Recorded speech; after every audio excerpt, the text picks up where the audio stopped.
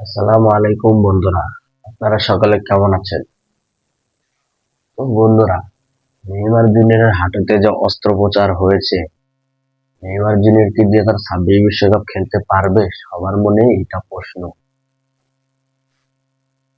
Neymar জুনিয়রকে 26 বিশ্বকাপ খেলতে হলে তাকে পুরোপুরি ফিট থাকতে হবে। সে যদি পুরোপুরি ফিট নাও থাকে তাহলে তাকে মাঠে নামতে দেবে না কোচ কার্লো আনচেলত্তি। তাকে স্কোয়াডেই রাখবে না কোচ। নেইমারকে খেলতে হলে পুরোপুরি ফিট থাকতে হবে।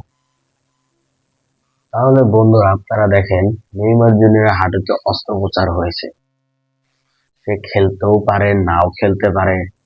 তার খেলার সম্ভাবনা খুবই কম, একবারেই কম তার খেলার সম্ভাবনা। বললে চলে সে 26 বিশ্বকাপ নাই খেলতে পারে। তার পুরো শরীরের উপর এখন সেটা নির্ভর করছে।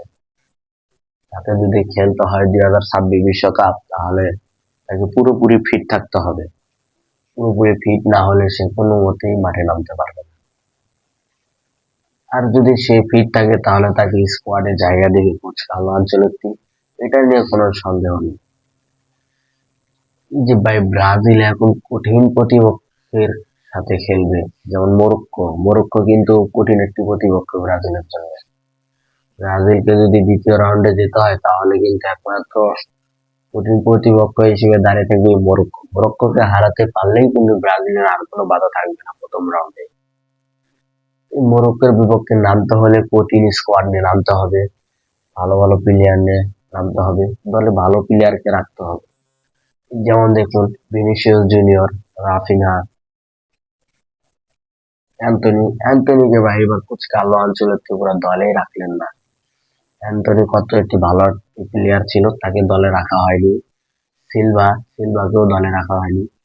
এখানে নেইমার জুনিয়র নেই। পুরো দলটি বলতে চলে নরমাল একবার। তাই শক্তিশালী স্কোয়াড নিয়ে নামতে হলে মরক্কোর বিপক্ষে জিততে হবে। শক্তিশালী স্কোয়াড নিয়ে মরক্কোর বিপক্ষে জিততে হবে।